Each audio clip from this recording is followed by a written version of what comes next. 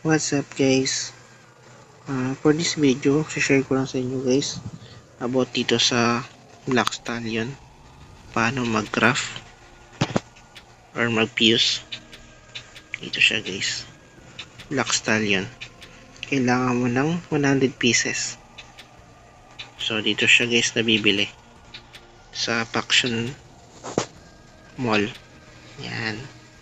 Kailangan mo ng 100 pieces. Tsaka kailangan mo ng Faction Contribution. So dito yan guys sa event.